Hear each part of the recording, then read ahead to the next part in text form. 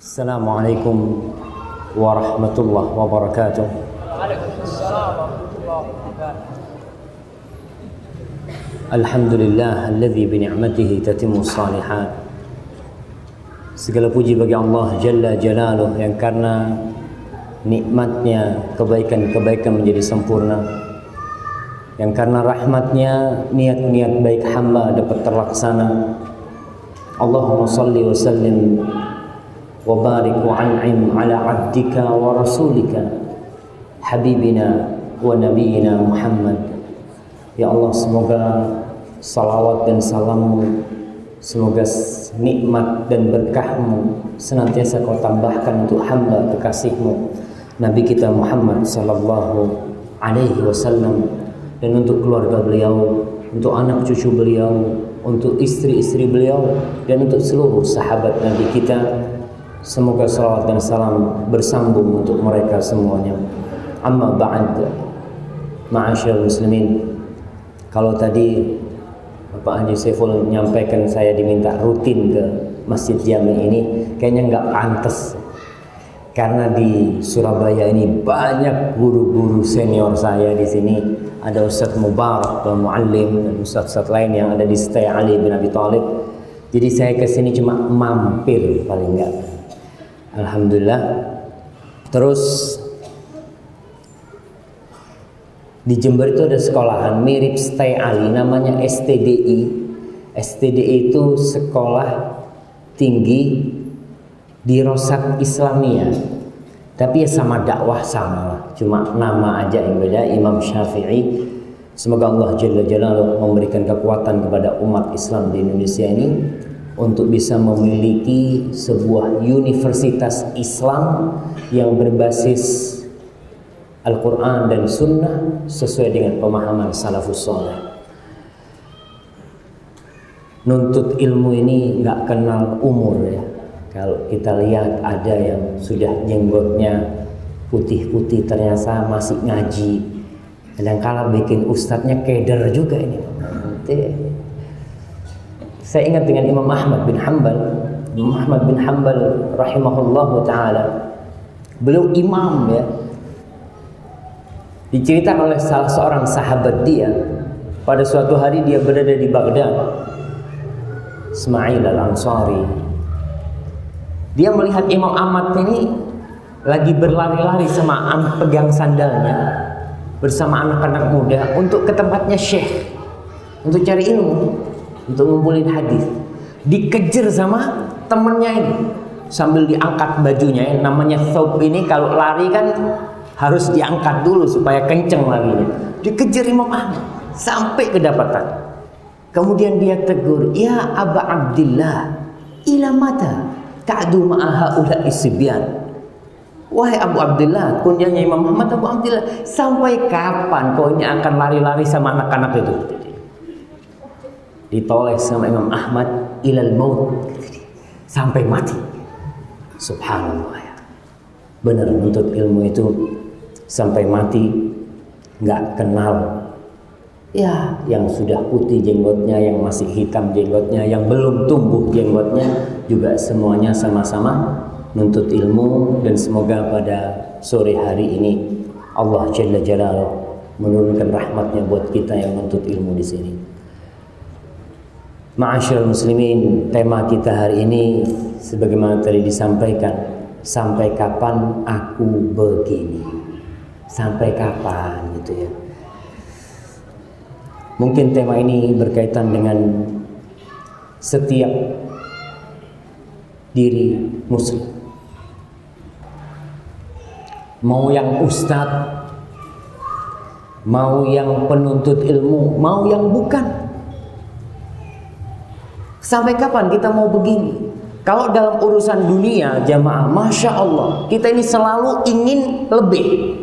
Selalu kita ingin, umpamanya penghasilan kita sekarang ini 1 juta, kita selalu berpikir bagaimana dapat 2 juta kalau bisa. Nanti kalau bisa 3 juta. Yang sudah kaya raya masih berpikir bagaimana kita bisa tambah. Tapi dalam urusan agama, kadangkala 30 tahun hafalan Qur'annya qul huwallahu ahad, Qul a'udzu birabbil falaq, qul a'udzu birabbin nas. 30 tahun nggak pernah berpikir mau nambah, nggak ada. Yang penting cukupkan sah sholatnya Ustaz. Tapi sampai kapan? Sampai kapan? Al Hasan Al Basri rahimahullahu taala ketika dia berhenti di firman Allah, la uqsimu bin nafsil lawwamah. Di surat apa ini? Anda mau kasih hadiah mah? Al-Qiyamah, boleh lah Anda kasih hadiah antum. Masya Allah. Tapi yang kecil aja mah. Fadal. Nah. La uqsimu biyaumil qiyamah wa la uqsimu bin nafsil lawwamah. Allah Jalla Jalaluhu ketika bersumpah itu bebas-bebas saja.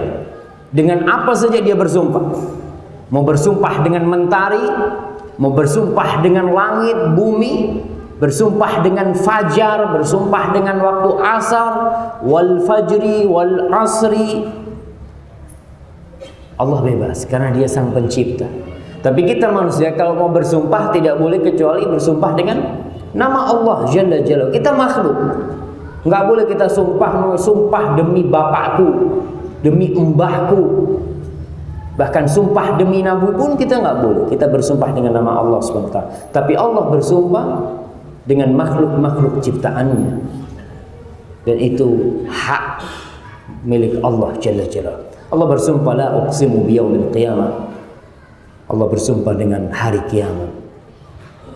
Kemudian Allah bersumpah wala uqsimu bin nafsil lawwamah. Dan aku bersumpah dengan jiwa yang suka mencela dirinya. Jiwa yang senantiasa memberhentikan dirinya. Apa ya, kalau bahasanya guru itu mungkin nyetrap muridnya. Kalau telat disetrap. Ente kenapa kok telat? Tiap hari ente telat. Kemarin telat, sekarang telat. Kenapa? Allah bersumpah dengan jiwa yang selalu memberhentikan jiwanya dengan perbuatan-perbuatan. Katanya Hasan Basri mengatakan, la taqal mu'min illa yu'atib nafsahu. Tidak akan kau dapati seorang mukmin kecuali dia itu mencela dirinya. Seorang mukmin selalu mencela dirinya, walaupun sudah baik masih banyak yang belum baik. Mengatakan, madza aradtu bi kalimati. Subhanallah. Tadi kau ngomong itu maksudnya apa? Kenapa kau ngomong tadi? Madza aradtu bi aklati. Kau makan tadi buat apa tuh makanmu? Madza aradtu bi syurbati. Kau minum tadi itu buat apa minummu? Itu seorang mukmin selalu menghisab dirinya. Walaupun sudah banyak hafalan Qur'annya, walaupun sudah banyak amal solehnya, tapi dia tetap menghisab dirinya. Didudukkan di sidangnya sama diri dia sendiri. Itu seorang yang beriman. Tanda keimanan kita ketika kita berhenti dan menyidang diri kita sendiri tentang hari-hari yang telah berlalu. Wal ajiz yamdi quduman la yu'atib nafsahu. Orang-orang yang lemah, maka dia jalan aja tidak pernah bertanya sampai kapan aku begini. Nggak pernah. Ya sudah, anak seperti ini, anak seperti ini, ente maunya apa? Nggak ada dia berpikir bahwasanya sampai kapan aku begini? Kok seperti ini sampai kapan? Nunggu apa gitu loh untuk berubah? Padahal dalam urusan dunia kita katakan manusia ingin berubah, ingin tambah baik, ingin ekonominya masya Allah. Dan kita lihat orang-orang itu ketika dia ingin berubah, insya Allah Allah akan merubah dia. Innallaha la yughayyiru ma biqaumin hatta yughayyiru ma bi anfusihim. Allah tidak akan merubah kondisi kaum sampai mereka itu yang punya niat, punya usaha, punya upaya untuk merubah. Ada orang yang dari muda sampai tua, umpamanya dia jualan es cendol, terus dia nggak ada anak ya kayak gini lah, anak memang seperti ini udah warisan orang tua, anak akan lanjutkan, nggak masalah. Tapi ada orang yang berpikir, bagaimana sekarang anak punya 1 warung, nanti anak punya 2 warung, punya 3 warung, punya 5 cabang. Itu orang yang mikir gitu ya. Urusan dunia tak apa-apa, tapi yang lebih penting adalah urusan akhirat. Bagaimana kita mendudukkan diri kita, apalagi yang sudah umur 40 tahun. Masehi apa Hijriyah? Hijriyah. Nah, siapa yang jamnya pakai Hijriyah sekarang? Mana? Nah, mau tanya nih orang-orang Surabaya ini. Jamnya tanggalnya pakai Hijriyah. Masya Allah, Fadl, anda kasih hadiah antum. Masya Allah, ada 2 di sini. Kalau ada 2 mah hadiahnya biar sama lah. Nah, Fadl. Nah, betul jamnya antum pakai Hijriyah. Oh, HP-nya pakai Hijriyah. Oke, nggak masalah. Masya Allah, barakallahu fikum. Betul, Mas. Masya Allah, Masya Allah, Masya Allah. Nah, 40 Hijriyah. Terus terang, manusia ini takut tua. Takut tua. Dia umurnya kalau Hijriyah tambah tua. Umpamanya sekarang umurnya ente berapa? Anak sekarang Ustaz 51 umpamanya. Itu hitungan Masehi. Kalau Hijriyah berapa?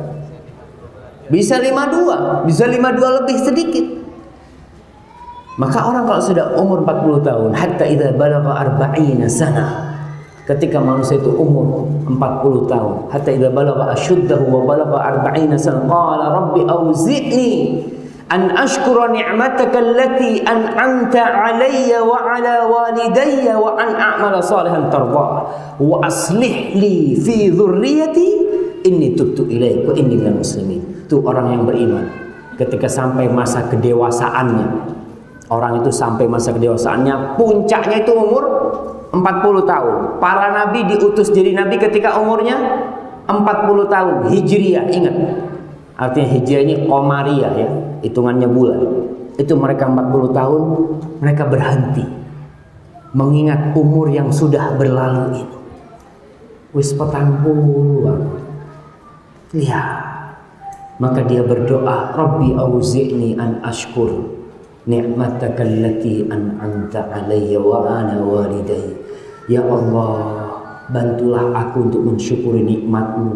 Aku bisa sampai umur 40 tahun.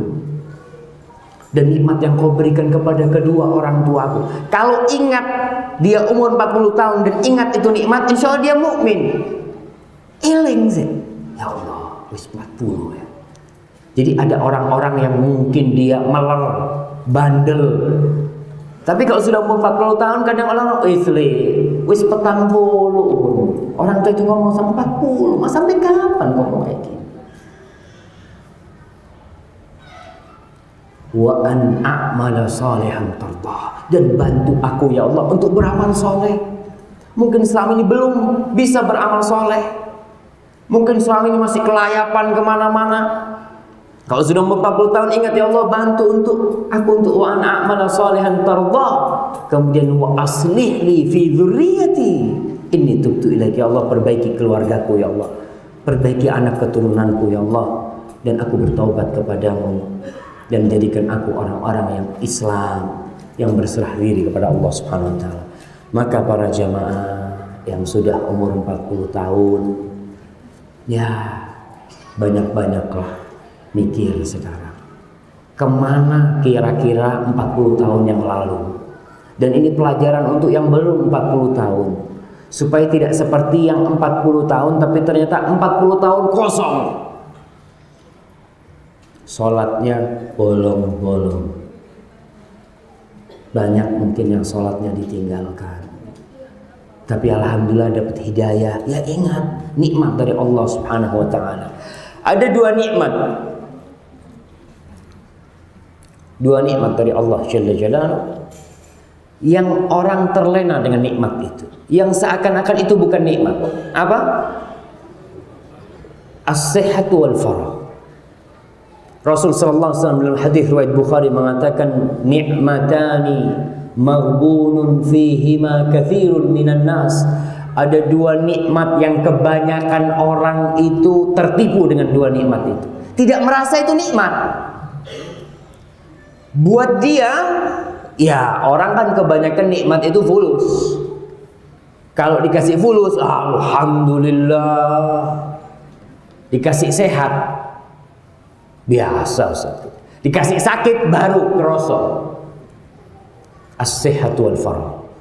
Dua nikmat itu adalah waktu sehat, kesehatan kita, dan waktu luang kita, waktu kosong kita. Kebanyakan orang dengan sehatnya dia gunakan untuk yang tidak baik. Ketika sudah tua mau berangkat haji, ketika muda, haji ini termasuk ibadah fisik, bukan ibadah duit aja. Maka orang yang tidak bisa naik kendaraan gak wajib haji, walaupun duitnya banyak, karena itu ibadah fisik. Dan seorang yang sudah tua berangkat haji capek. Bahkan antum tanyalah sama orang-orang tua yang pulang haji, kebanyakan ngasih nasihat, kalau kau mau haji waktu muda, kalau sudah tua itu capek. Apalagi sekarang pemukiman jemaah haji itu jauh-jauh sampai 8 kilo. Mau jalan ke Masjidil Haram, bahasa Arab tidak bisa. Katanya mereka, Ustaz, kita kalau ke Masjidil Haram gampang. Ke Masjidil Haram dari pemondokannya gampang. Tinggal nyetop taksi Haram sampai Haram. Mulai nih si repot. Mau tanya, mau kemana? Kemana ya rumah kita ini? Mereka susah. Apalagi orang kalau yang muda masih bisa lah dia sabar. Kadang kalau supir taksinya itu sampai capek dia ngomong, turun sini wis, gak usah bayar, gak apa-apa. Karena dia capek cari pemukiman jauh. Tapi ketika muda, orang masih muda itu Masya Allah, masih sehat ya, gak ada masalah. Kemudian waktu luang, waktu kosong, punya waktu kosong, orang santai, ngobrol. Kita lihat orang-orang yang ngobrol habis Isya. Rasul Shallallahu Alaihi Wasallam itu melarang atau membenci tidur sebelum Isya dan ngobrol setelah Isya. Kenapa? Karena setelah Isya ini tidak ada akhirnya kecuali subuh. Kalau antum ngobrol habis maghrib, kita kajian habis maghrib lah umpamanya. Tahu-tahu sudah azan, bisa azan cukup. Tapi kalau ngobrolnya habis Isya, kapan selesainya? Nggak ada. Azan subuh. Na'udzubillah min dzalik. Dan Rasul melarang hal itu. Itu nikmat Allah, waktu kosong, waktu luang kita, itu yang paling dilupakan oleh orang. Ma'asyiral muslimin, manusia di dunia ini banyak menyibukkan dirinya dengan dunianya. Sebagian bergelimang dosa. Allah. Apa saja tidak pernah berpikir halal atau haram. Pokoknya sampai ada istilah Syekh Abdul Muhsin Al-Abbad ketika di Masjid Nabawi, dia cerita tentang kondisi manusia sekarang itu. Mereka berpikir al-halal ma halla biyadih, yang sampai ke tangannya itu yang halal. Orang sampai berpikir seperti itu. Kalau masih di tangannya orang belum milik anak. Tapi kalau sudah di tangannya ini baru halal gitu kan. Tidak berpikir dari mana dia dapatkan, caranya bagaimana. Yang penting anak hidup. Hidup ini memang butuh ongkos, tapi harus tahu kita. Harus kita lihat mana yang halal dan mana yang haram, yang seharusnya kita ambil dan mana yang hak orang. Apalagi sekarang banyak mahkamah-mahkamah, na'udzubillah ya. Banyak orang-orang yang kerjanya sebagai pengacara. Ada pengacara di sini? Hah? Ada nggak? Persentasi masuk surganya itu lebih sedikit gitu lah. Lebih banyak persentase masuk neraka. Kata Rasul sallallahu alaihi wasallam, al-qadi thalath. Hakim itu ada 3. Ithnani fil nar, wahid fil jannah. 2 di neraka, 1 di surga. Persentase masuk nerakanya lebih besar. Karena urusannya urusan sama hukum nih. Yang masuk neraka itu yang dia membela orang atau memberi vonis kepada orang padahal tahu dia salah orangnya. Tapi karena ada fulus, semuanya mulus kata dia. Itu. Yang kedua, orang yang menghukum tanpa dia nggak tahu, tanpa dia tahu itu benar atau salah. Yang penting dia hukum. Dia memberikan vonis, dia membela, buat anak nggak tahu dia benar atau salah, tapi anak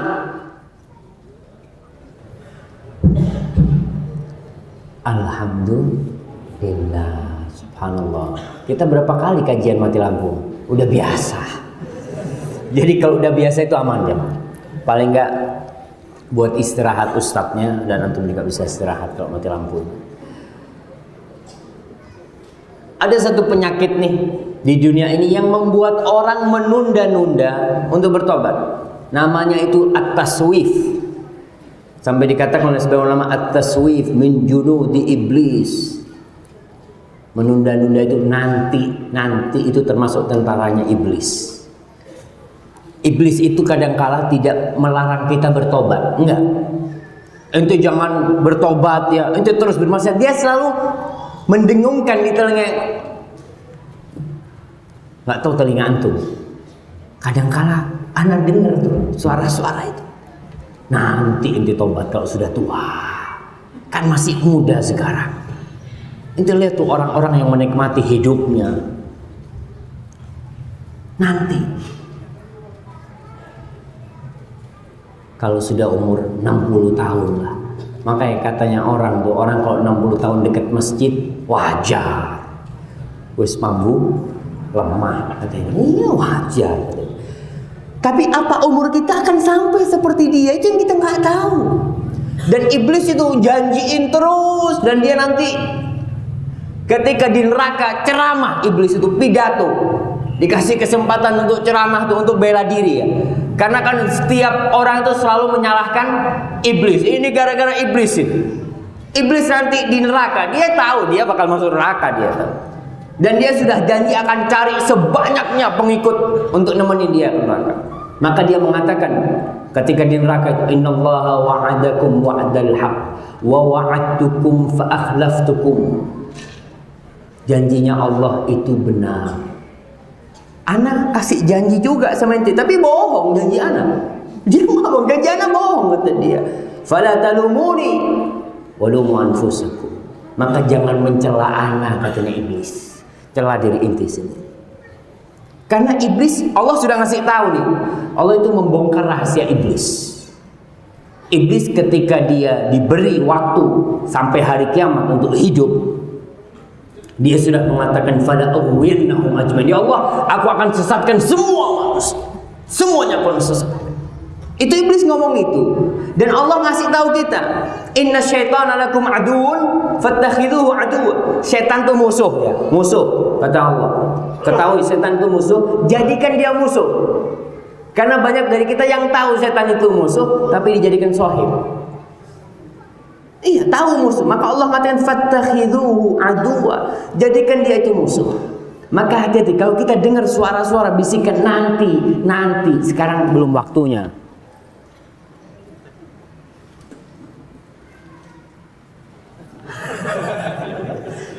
Ini bukan.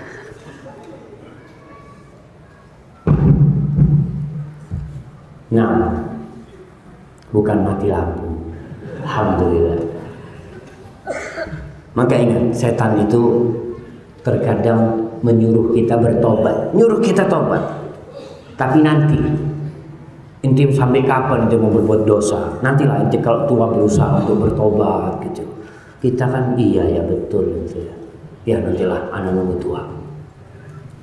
Maka para jamaah, Yahya bin Mu'ad, seorang alim dari ulama salaf, mengatakan alladzi hajaban nas 'anit taubah tulul amal. Yang membuat orang itu tertutup dari taubat itu panjangnya angan-angan dia, panjangnya cita-cita dia, hayalan dia, nanti. Maka Rasul sallallahu alaihi wasallam memberikan kepada kita gambaran kita dengan ajal kita. Rasul pernah bikin di tanah tuh, ya, satu kotak, bikin gambar satu kotak. Kemudian ada satu titik di tengah. Dari titik tengah itu ada garis panjang sampai keluar kotak itu.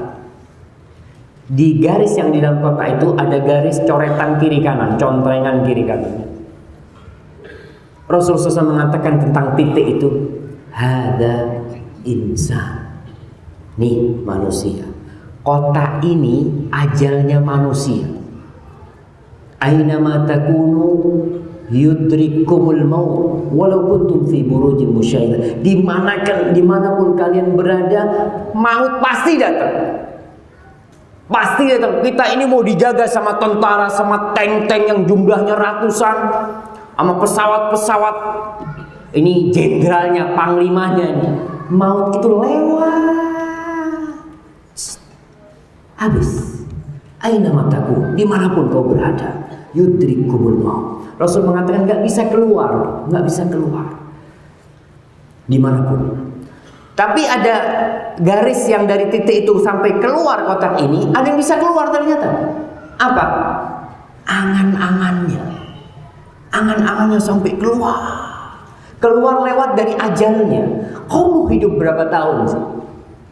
Manusia itu tahu paling enggak umurnya 70 sampai 60 sampai 70 lah. Ada yang umurnya mau sampai 150 tahun? Ada. Ada enggak? 200 tahun? Kita lihat nih, yang tua-tua ini masih mau panjang umur. Insya Allah manusia itu ngerosol lah.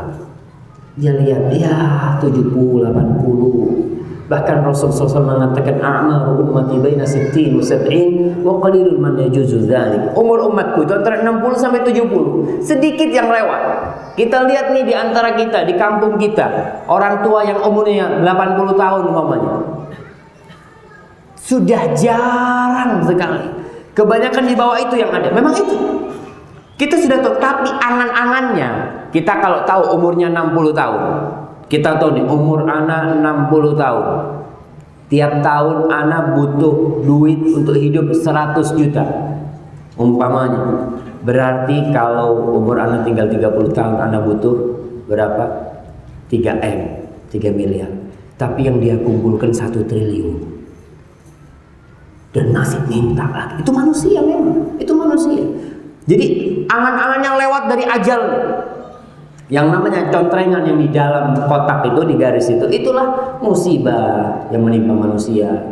Karena hidup di dunia ini nggak ada yang dari lahir sampai mati itu ketawa. Nggak ada. Bayi lahir ada yang ketawa. Lahir ngekek, anak esok nangis bayi itu. Sampai nanti terus hidupnya. Dia mungkin tertawa. Sehari tertawa, seminggu dia senang, minggu ketiga ditinggal mati sama orang-orang yang dia cintai. Minggu keempat gitu, bulan depan dia masih tersenyum. Nggak ada, itu hidup dunia seperti itu. Sampai ajal menjemput kita, yang namanya kebahagiaan dunia itu atau kesenangan dunia itu bercampur dengan kesedihan, nyampur jadi satu. Pagi tertawa, sore sudah nangis-nangis. Apa katanya? Isu kedelai, sore tempe. Itu kayak gitu. Orang itu nggak ada yang tempe terus ya. Kadang-kala dia berubah karena memang kehidupan seperti itu. Maka yang menutup orang itu dari tobat. Kenapa kok kita melihat orang-orang wis tuwek Ustaz, kok nggak tobat-tobat?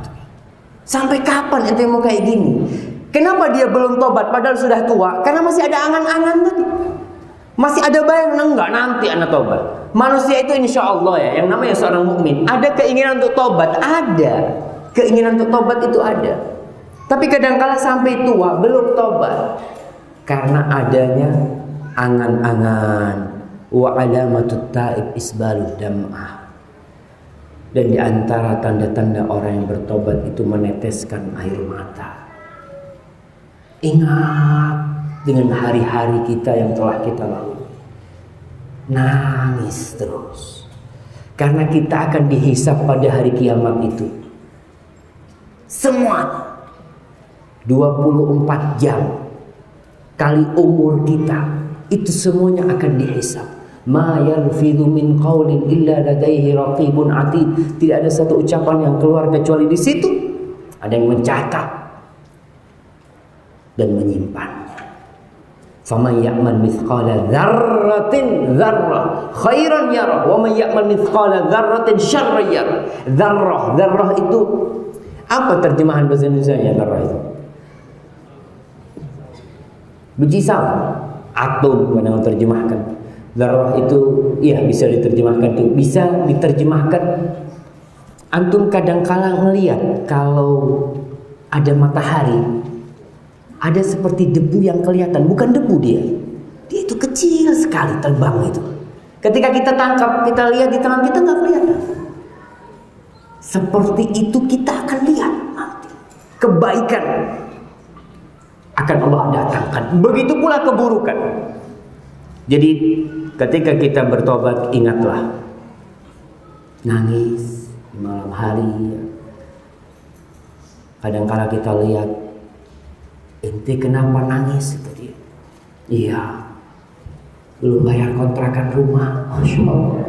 Nangisnya urusan dunia, nggak pernah nangis urusan akhirat, itu nggak pernah.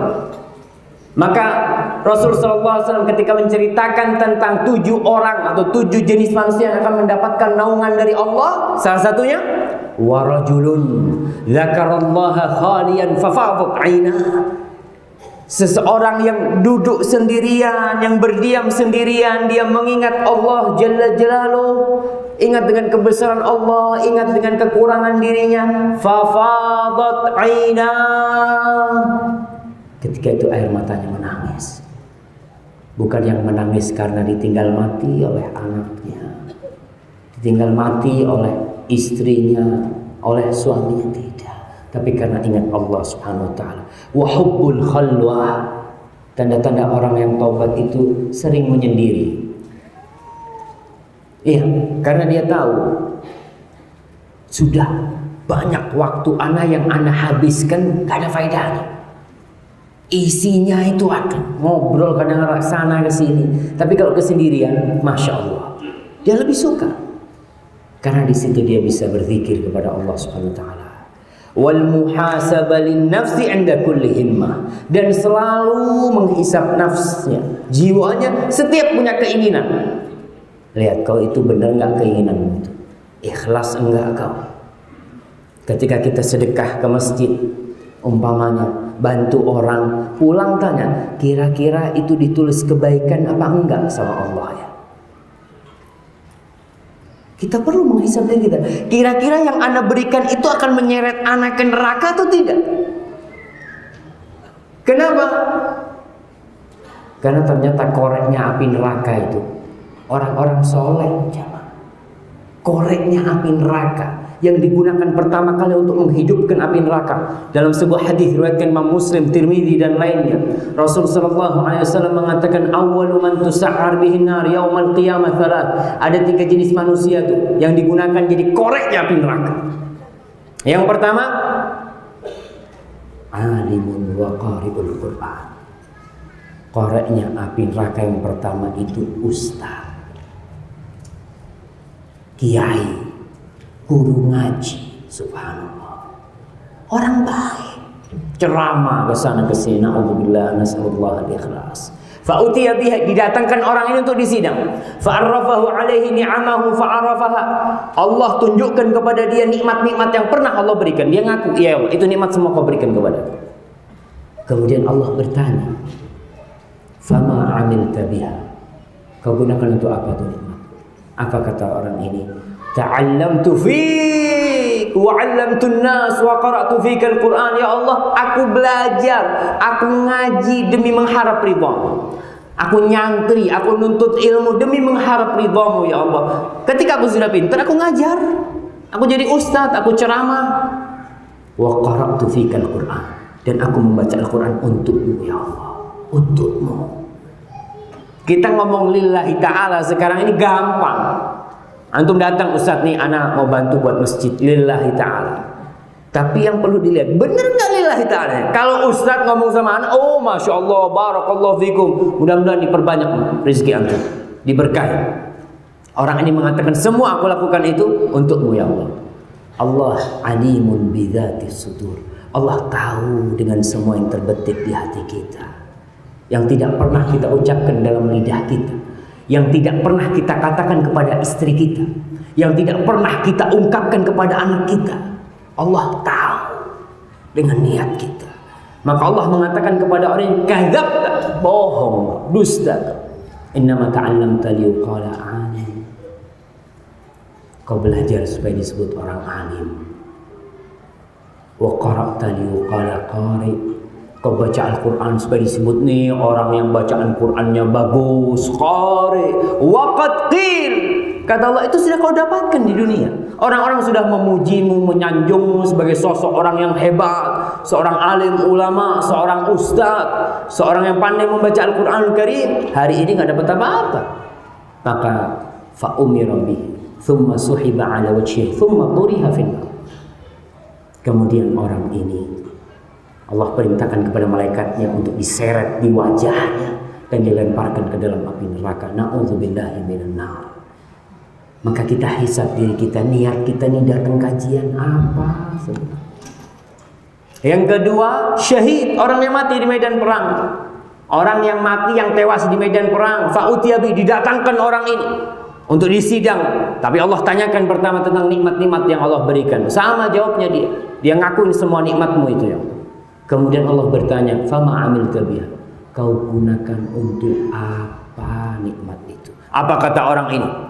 Qataltu fik hatta stushhidtu. Aku berjuang di jalanmu sampai aku tewas. Apa kata Allah? Kadzabta, bohong. Innama qatalta liyuqala jari. Kau berjuang supaya disebut pemberani, supaya disebut pembela kebenaran, supaya disebut pahlawan. Waqad qil, dan sudah kau dapatkan itu di dunia. Sudah kau dapatkan, maka di akhirat nggak dapat apa-apa, nggak dapat apa-apa. Bahkan diperintahkan kepada malaikat Allah untuk menyeret dia dan dilemparkan dalam api neraka. Dan yang ketiga, jawab, orang yang dermawan. Orang yang dermawan ini masya Allah. Sama, Allah tanyakan tentang nikmat-nikmat yang telah Allah berikan kepada dia. Apa kata orang ini? Ma min sabilin, ketika ditanya fama amilta biha, kau gunakan untuk apa nikmat-nikmat itu? Apa kata orang ini? Ma min sabilin tuhibbu an yunfaqa fihi illa anfaqtu fihi. Ya Allah, tidak ada satu jalan kebajikanku yang kau suka hartamu dinafkahkan di sana, tidak ada satu jalan kebajikanku.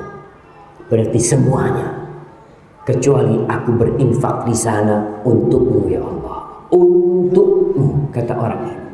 Masjid dia bangun, madrasah dia dirikan, fakir miskin dia bantu, anak-anak yatim dia santuni. Pokoknya semua orang baik ini yang dalam kacamata masyarakat orang dermawan, orang mulia, dan dia mengatakan di depan Allah, aku melakukan itu karena engkau ya Allah. Apa kata Allah? Kadzabta, bohong. Innama anfaqta liyuqala jawad. Kau berinfak supaya disebut dermawan. Kau berinfak supaya disebut dermawan. Maka Allah perintahkan kepada malaikatnya, waqad qil, dan itu sudah kau dapatkan di dunia. Allah perintahkan kepada malaikatnya dan dilemparkan ke api neraka. Na'udzubillahi min dzalik. Ma'asyiral muslimin, maka seorang yang mukmin itu yuhasib nafsah, sampai kebaikannya dia pun dia hisab. Aku ikhlas sendiri. Kira-kira dapat pahala enggak aku melakukan hal itu? Qala Abu Bakar Al-Wasiti. Abu Bakar Al-Wasiti mengatakan rahimahullah, at-ta'anni fi kulli syai' hasan. At-ta'anni itu apa bahasa Indonesianya? Tidak tergesa-gesa. Apa? Pelan-pelan. Pelan-pelan dalam semua hal itu baik, tidak tergesa-gesa. Itu baik. Illa fi thalathi khisal, katanya kecuali di 3 hal. Katanya yang pertama, inda waktu sholat, waktunya sholat, jangan diundur-undur. Kan masih ada waktunya. Orang kadang-kala yang kerja, ya Allah, pulang kerja, nanti anak sholat di rumah aja. Ternyata sampai rumah sudah maghrib. Ya sudah maghrib lah, nggak sholat. Maka itu tidak baik menunda-nunda sholat. Segerakan sholat. Masuk waktu sholat, segerakan. Kemudian wa inda dafnil mayit, ketika mengubur mayit, nggak bagus kita santai-santai dulu. Santai-santai dulu, minum kopi dulu, atau mengangkat jenazahnya pelan-pelan. Nggak boleh tergesa-gesa, pelan-pelan. Dafnil mayyit, para sahabat cerita kalau ngubur zaman Nabi sandalnya sampai hampir copot. Dari cepatnya garangnya jenazah itu. Yang ketiga, wat taubah indal ma'siyah. Yang ketiga, taubat ketika berbuat dosa, langsung jangan ditunda. Ma'asyiral muslimin, ingat dosa itu melahirkan dosa. Dosa itu melahirkan dosa. Sebagaimana hal jazaa'ul ihsan illal ihsan. Orang yang berbuat kebajikan, Allah akan kasih imbalan berbuat baik juga. Makanya jangan sampai antum merasa sudah baik ketika berbuat dosa, anda masih baik nih. Karena dosa yang kita lakukan itu akan menyeret kita kepada dosa yang selanjutnya. Kalau kita nggak tobat, terus akan diseret sehingga habis kebaikan kita. Dan orang yang biasa sholat malam, biasa sholat duha, kemudian dia tidak bisa sholat, coba tanya, kenapa? Mungkin ada dosa yang kita lakukan. Ada sebagian ulama yang mengatakan hurimtu qiyaman lail syahr. Aku dihalangi dari melaksanakan sholat tahajud selama 1 bulan. Lidzambin asabtu, gara-gara satu dosa aku lakukan sebulan nggak bisa sholat malam. Maka ketika antum melihat kebaikan antum kok kayaknya sudah mulai berkurang, yang biasanya sering datang pengajian kok udah mulai malas, yang biasanya baca Quran kok sekarang sudah nggak baca Quran. Coba dipikir, jangan-jangan ada dosa yang aku lakukan. Kita tahu berbuat dosa dengan tidak dari mana? Dari ilmu. Ada orang yang tidak merasa berbuat dosa karena dia tidak tahu kalau itu dosa. Karena dia nggak punya ilmu. Tapi kalau dia rasakan, kenapa aku kok tambah jauh sama Allah sekarang ini? Padahal dulu aku biasa puasa sunnah, kok sekarang udah jarang puasa sunnah. Jangan-jangan ada dosa yang pernah kita lakukan, ma'asyiral muslimin. Maka cepatlah bertaubat, jangan ditunda-tunda. Allah Jalla Jalaluhu mengatakan dalam surah Al-Hadid ayat 16, Alam ya'ni lilladzina amanu an takhsha'a qulubuhum li dzikrillah wa ma nazala minal haqq.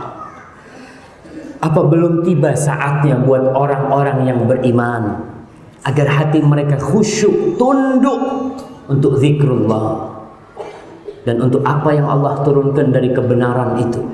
Wala yakunu kalladzina utul kitaba min qabl fatala 'alaihimul amad faqasat qulubuhum.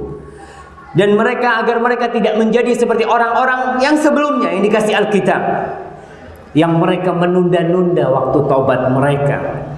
Fatala 'alaihimul amad faqasat qulubuhum, sehingga hati mereka menjadi keras. Saya katakan tadi, dosa itu akan melahirkan dosa. Dan seorang yang berbuat dosa, nukita fi qalbihi nuktatun sauda, akan ada noktah hitam di hatinya. Hati itu apa jemaah? Bahasa Arabnya apa? Al-qalbu. Bahasa Indonesianya jantung. Cuma terjemahannya sekarang hati. Jadi al-qalbu itu adalah jantung. Yang kata Rasul sallallahu alaihi wasallam, ala inna fil jasadi mudghah, ada sebongkah potong daging di dada manusia itu. Kalau benar semuanya benar, kalau rusak semuanya rusak. Apa itu? Al-qalb. Al-qalbu itu banyak diterjemahkan hati. Hati itu kalau bahasa kedokterannya apa? Liver, ya. Bukan liver, maksudnya jantung di sini. Tapi bahasanya akhirnya jadi hati. Orang kalau ngomong loro hati, apa pegang livernya? Mesti pegang dadanya. Karena dia tahu yang dimaksud dengan hati adalah jantungnya. Allah mengatakan faqasat qulubuhum. Hati orang-orang yang nunda-nunda masa tobatnya mereka, nggak segera kembali kepada Allah, hatinya jadi keras karena dosa itu tadi jadi titik hitam. Nukita fi qalbihi nuqtah sauda. Fa in taba wa naza wastaghfar suqila qalbuh.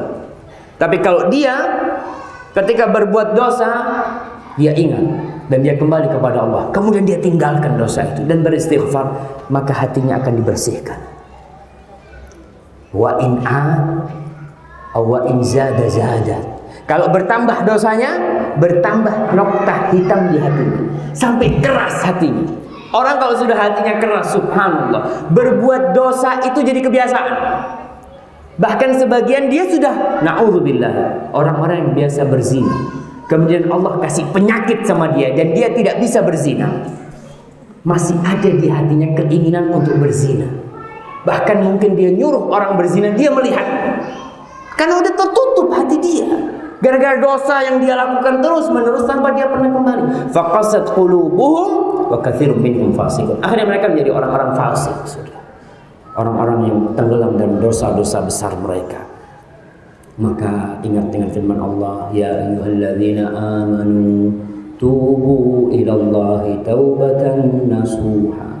Wahai orang-orang yang beriman, kembalilah engkau kepada Allah, taubatlah kepada Allah dengan taubat yang benar. Ma'asyiral muslimin, Rasulullah SAW bersabda dalam hadis yang diriwayatkan oleh Al-Hakim dan Ibnu Abi Syaibah, dan hadis ini disahihkan oleh Syekh Albani rahimahullah. An Ibnu Abbas radhiyallahu taala anhu, dari Ibnu Abbas, pernah ada seseorang datang kepada Rasulullah SAW dan Rasul nasihat kepada dia. Apa nasihat Rasulullah SAW? Beliau mengatakan, iltanim khamsan qabla khamsin. Rasul mengatakan, tuh, ambillah 5 hal sebelum 5 hal itu datang. Peluang itu kau ambil sebelum nanti ada masa-masa yang kau tidak bisa mengambil peluang itu. Apa? Yang pertama, syababaka qabla harami. Masa mudamu sebelum masa tua. Masa mudamu, banyak hal-hal yang ketika tua sudah tidak bisa diamalkan. Ketika sudah tua renta, mau ke masjid, kakinya sudah sakit, ya. Udah kena asam urat, kena macam-macam. Maka ketika masa mudamu, manfaatkan sebelum masa tuamu datang. Wa sihhataka qabla saqamik. Masa sakit sehatmu sebelum masa sakitmu. Masa sehatmu sebelum masa sakitmu.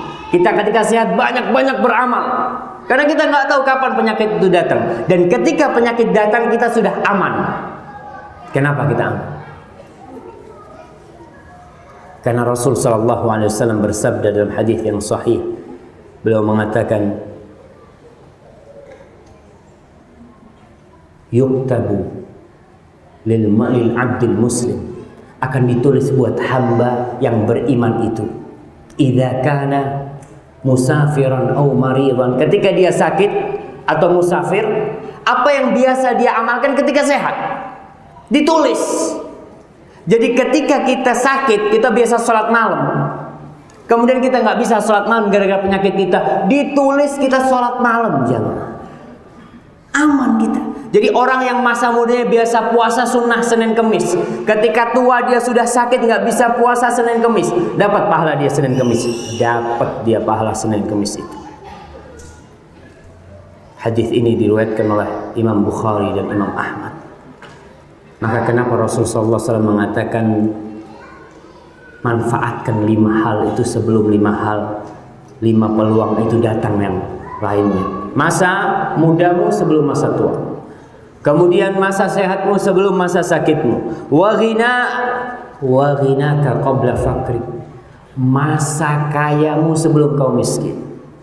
Kalau ingin punya rumah di masjid, kalau ingin punya rumah di surga, ketika punya duit langsung nih, mumpung anak masih punya duit, bangun masjid. Ya Allah, alhamdulillah. Berangkat haji. Jangan nanti, ya Allah, anak sekarang miskin. Iya, sekarang kau miskin, dulu waktu kau kaya. Kenapa kau tidak berangkat? Kita akan dihisab. Karena kewajiban haji itu liman istata'a ilaihi sabila, yang mampu. Bukan ketika nggak mampu, untuk anak sekarang nggak mampu, sekarang tidak mampu, sekarang tidak wajib. Tapi kau pernah wajib dulu, pernah kewajiban itu ada padamu. Maka jangan nunggu bangkrut baru mau berbuat amal kebajikan. Jangan nunggu habis duitnya, jangan. Karena kita tidak tahu, dunia ini seperti roda yang berputar. Yang kemarin kaya bisa jadi besok miskin. Yang sekarang miskin bisa jadi besok kaya. Kemudian wa faraghaka qabla syughlik, masa luangmu, masa kosongmu sebelum kau sibuk. Kalau sudah sibuk jamaah subhanallah. Nih, yang muda-muda yang menuntut ilmu sekarang manfaatkan. Karena nanti kalau sudah punya istri, kalau sudah punya anak, subhanallah.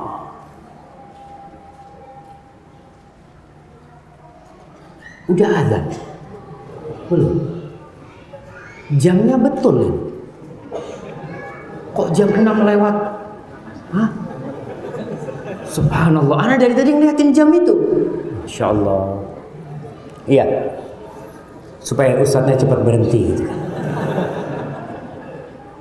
Ya, kita akan selesaikan insyaallah. Wa faragha qabla syughul. Jadi yang muda-muda yang masih masa kosong nih untuk nuntut ilmu manfaat. Ana pernah dapat nasihat dari kakak kelas. Syafiq, ente waktu di Madinah, ente cepet-cepet nih nuntut ilmu sebelum ente punya anak.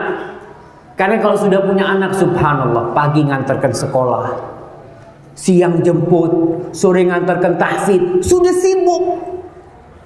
Jangan berpikir nanti anak kalau sudah nikah punya anak mau fokus nuntut ilmu. Susah sudah ketika punya anak dan punya keluarga itu. Maka manfaatkan masa kosongnya. Ketika nggak punya pekerjaan, alhamdulillah ya Allah, langsung buka Quran. Ketika sibuk, kita sudah mengamalkan waktu kita itu. Wa hayataka qabla mautik, dan masa hidupmu sebelum kematian itu datang. Ma'asyiral muslimin. Maka cepat-cepatlah kita berusaha untuk bertobat kepada Allah Subhanahu wa taala, yang masih muda, apalagi yang sudah tua. Dan tobat itu banyak sekali faedahnya. Semua orang, hampir semuanya pernah berbuat dosa. Kata Rasul sallallahu alaihi wasallam, "Law lam tudhnibu la dhahaba Allahu bikum, thumma la jaa'a biqaumin akharin yudhnibu fayaghfirullahu lahum, fayastaghfirun fayaghfirullahu lahum." Kalau kalian tidak berbuat dosa, niscaya Allah akan hilangkan kalian. Allah akan datangkan orang-orang yang berbuat dosa. Kemudian mereka berbuat dosa dan mereka beristighfar, bertobat kepada Allah, dan Allah ngampunin mereka. Maka berbuat dosa itu wajar. Yang enggak wajar yang tidak bertobat kepada Allah Subhanahu wa taala. Dan ketika kita bertobat, subhanallah, yubaddilullahu sayyi'atihim hasanah. Allah gantikan semua dosa yang pernah kita lakukan semua dengan kebajikan. Jadi kalau kita punya dosa, 1.000.000 dosa, kemudian kita bertobat, 1.000.000 dosa itu berubah langsung berganti amal kebajikan. Dengan syarat tobat. Apa syarat tobat itu? Syarat tobat itu 3 atau 4. Yang pertama, menyesal. Ya gimana kalau kau tidak menyesal? Ada orang-orang yang membunuh, umpamanya membunuh dan dia puas karena sudah balas dendam. Wah, saya puas membunuh dia. Maka dia tidak akan diterima tobatnya karena dia tidak menyesal. Yang pertama tobat, pertama menyesali. Yang kedua, meninggalkan perbuatan dosa itu. Karena kalau ngomong ana sudah tobat, ana nggak mau lagi berbuat dosa, tapi ternyata dia masih berbuat dosa. Seperti peminum yang di tangannya ada minuman keras, ya Allah, ana tobat ya Allah. Tobat. Kadang-kadang gitu kita kasih nasihat jangan tobat, nggak diterima tobatnya karena kau masih melakukan dosa itu. Yang ketiga syarat tobat itu berniat, berazam untuk tidak mengulangi. Berniat untuk tidak ngulangi. Dalam artian kalau dia ngulangin lagi, kemudian dia bertobat lagi, tobatnya diterima nggak? Diterima, karena dia pada awalnya niat untuk tidak ngulangin. Dalam hati kecilnya enggak. Ada orang yang mengatakan, iya anak tobat, tapi kalau punya fulus nanti mikir-mikir lagi lah gimana gitu. Dia belum berniat, maka tobatnya itu tidak akan diterima. Dia meninggalkan dosa itu. Umpamanya dia minum, dia tinggalkan, dia nggak minum, dia menyesal. Tapi dalam hatinya dia masih ada keinginan untuk mengulangi. maka tobatnya tidak akan terjadi. Jadi harus berazam, bertekad untuk tidak ngulangin. Itu yang berhubungan dengan manusia, yang berhubungan dengan Allah SWT. Dosa yang berkaitan dengan manusia tambah satu syarat lagi, yaitu meminta dihalalkan, minta maaf sama manusia. Kita kalau ngambil uangnya orang, kita harus kembalikan. Kita kalau menghina orang, ya kita harus minta maaf. Kita ribain orang, udah ada. Nah, jadi yang keempat itu yang berkaitan dengan hubungan manusia, maka kita harus memohon maaf kepada orang itu. Tapi gimana kalau kita umpamanya minta maaf, ana sudah jelek-jelekkan engkau, ribut Ustaz. Ya nggak perlu kita ngomong seperti itu. Kita paling nggak datang kepada ana minta maaf lah, mungkin ana punya salah sama inti macam-macam, dan doakan dia. Mudah-mudahan doa kita itu akan menghapuskan dosa ghibah kita dengan syarat kita tidak mengulanginya kembali. Wallahu a'lam bishawab. Mungkin itu yang bisa kita kaji pada kesempatan kali ini. Semoga bermanfaat buat yang menyampaikan dan buat yang hadir di sini. Mudah-mudahan kita bisa mengajak yang lainnya untuk bertobat dan mendekatkan diri kepada Allah Subhanahu wa taala. Apabila yang saya sampaikan benar itu dari Allah Subhanahu wa taala, kalau ada yang salah itu dari diri saya sendiri. Allah dan Rasulnya terbebaskan dari kesalahan itu. Sallallahu ala nabiyina Muhammad wa ala alihi wasallam. Wassalamualaikum warahmatullahi wabarakatuh.